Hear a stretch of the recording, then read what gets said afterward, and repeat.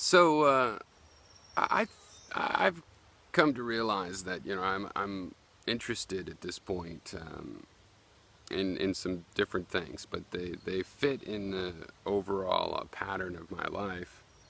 Um, but I could see why they wouldn't be evident to any of you. I mean, basically, the last 10 years has been an exercise in humility.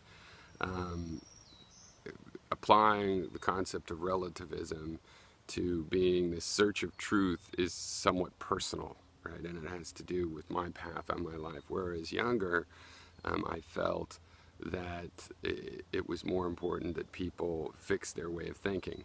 And yet, though that makes for a lot of differences in the way I behave or interact with people, there's a fundamental, you know, thread here in what I think, which is basically I don't think people know so much about how they feel and what they think as they think they do. They break things down into reasons that to me are very crude reasons and that are clearly not consistent.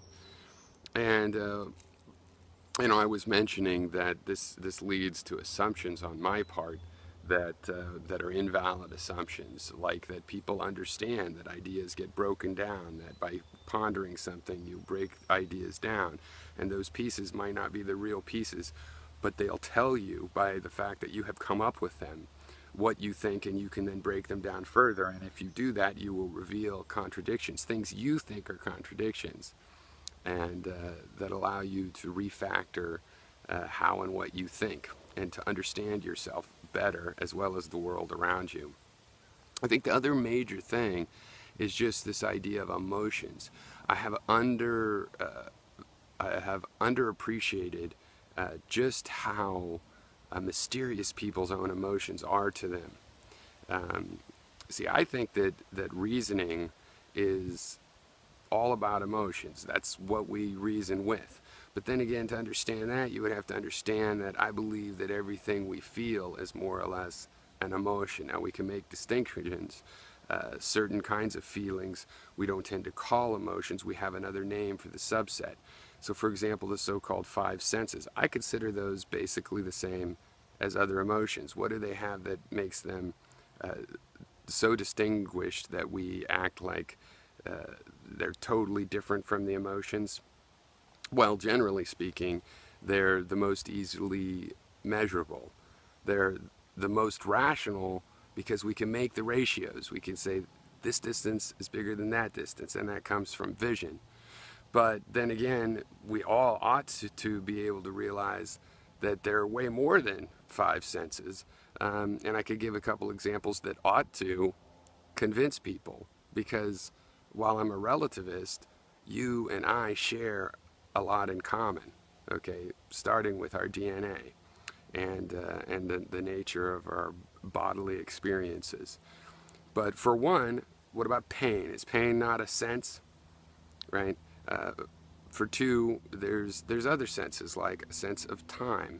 There's a sense of a passage of time. This has been studied. This is laboratory ready sense that we can study and compare and make comparisons with ourselves, with clocks, thus allowing us to measure against other people.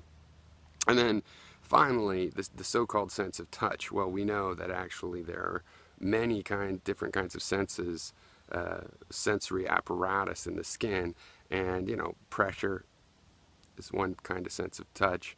There's also temperature is part of the sense of touch. These are actually different neurological systems. And I believe that all emotions, just as I said, the senses, feeling this color red is an emotion. It might be rarefied. It might not be the kind of emotion that makes you weep. In a similar sense, all of these other emotions are also senses. They're just less direct and harder to make comparisons regarding. And these emotions are always what we reason with. And people forget this, but I convince myself of this by thinking about the fact that, okay, well, we're material beings. Ultimately, everything happening in the brain is part of the experiences of the brain. Thus, it is related to the world, and it might not be as we assume or interpret it to be, just like, the sun doesn't really rise. It's the earth spinning. but there are reasons, and it's ultimately attached to the world, right? So, there's a lot of ramification to this, and it basically comes down to, I don't think people are nearly as in control of their own thought processes as I would like them to be. And control is probably the wrong word, but I could say they're just not as aware of how things really link together, and people are constantly engaged in coming up with sort of parallel explanations for why they feel the way they do.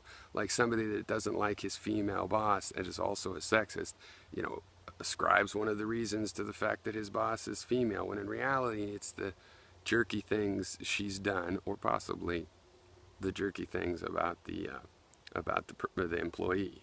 Who knows? Could be either way. It's a hypothetical example. But in either case, it would have nothing to do really with the fact that she's a female. These are parallel explanations. And you can reveal the parallel explanations for what they are by delving into the emotions that you have. And so many people feel like, well, I just feel the way I feel. This is the way that it is. It can't be broken down.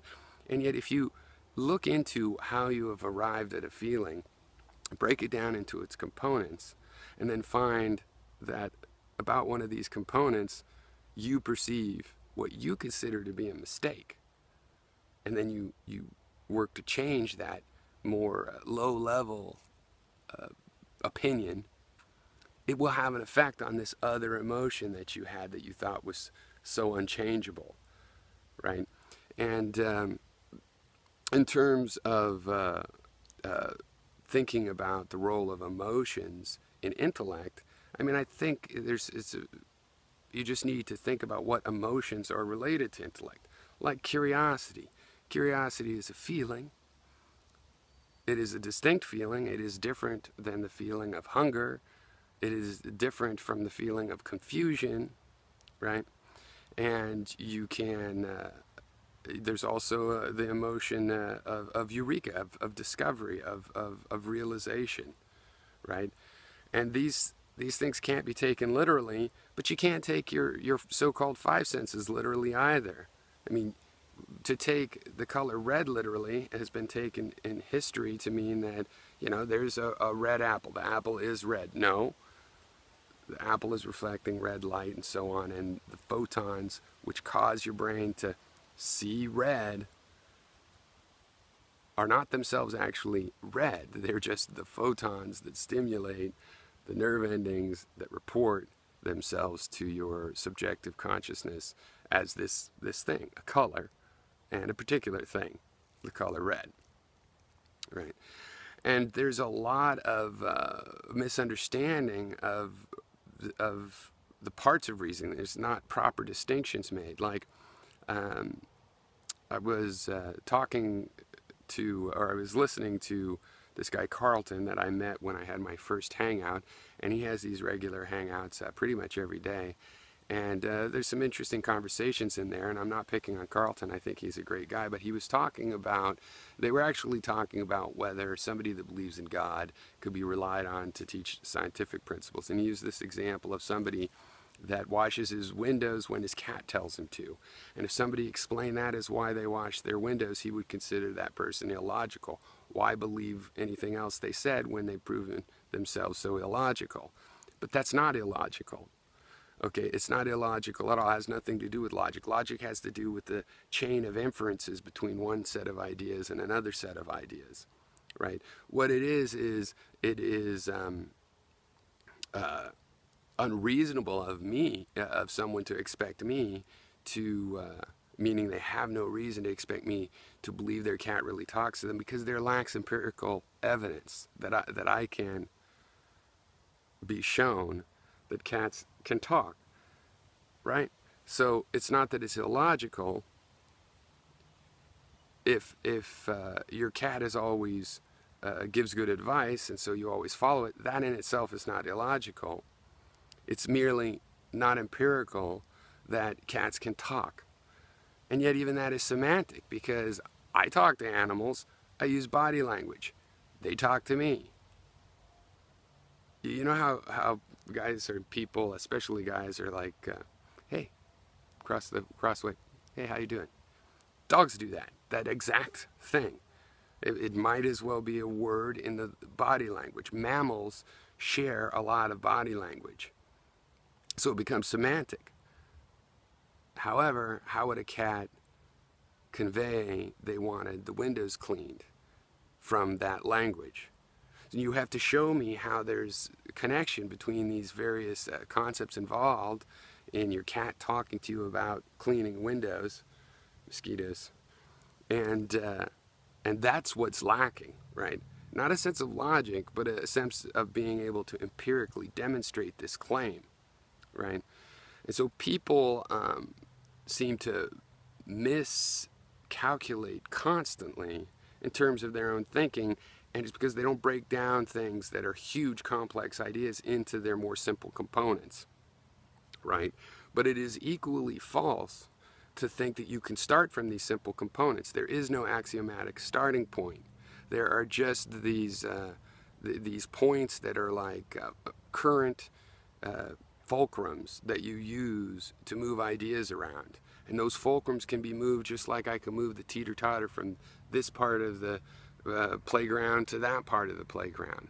And there is no absolutely correct place for those. There is only really the honesty of stating things accurately how they seem to be at the moment, right? And being honest with yourself, right? If you just want to say, well, whatever I want to believe, that's true. No, you would have to demonstrate something as true, even and especially to yourself, right?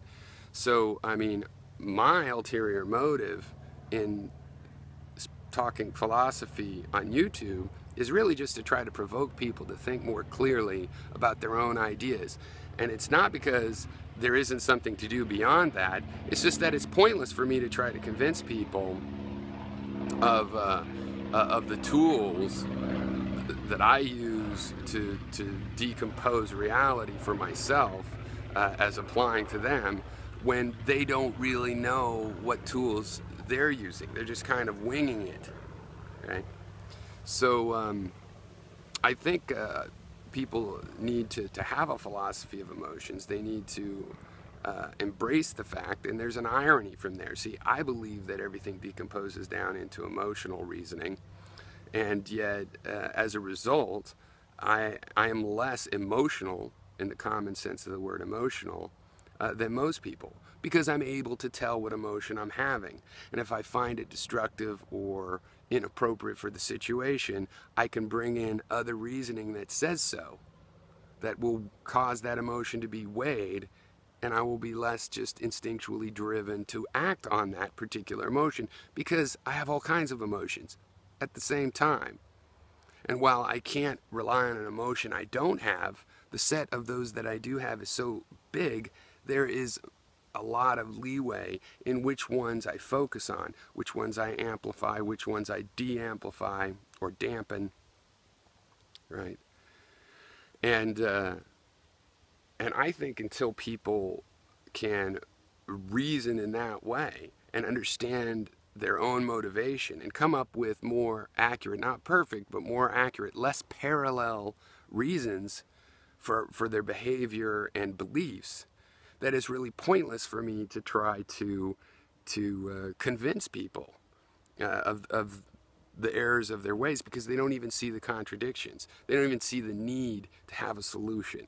So why offer a solution? First, they would have to see the need. And yet, I spent this 10 years down the mountain, more humble, more live and let live than I was when I was younger. And now I am transitioning back to a point where, yeah, I believe I know certain things about reality that most people are in denial about, right? They're not rational about, okay? So they don't make measurements. They can't compare one feeling to another because they can't tell the difference. It's like two shades of color that they can't distinguish between because they haven't tried. They have the faculties to make the distinction, but they haven't made the distinction. They haven't really tried. They haven't developed the skill of recognizing that distinction.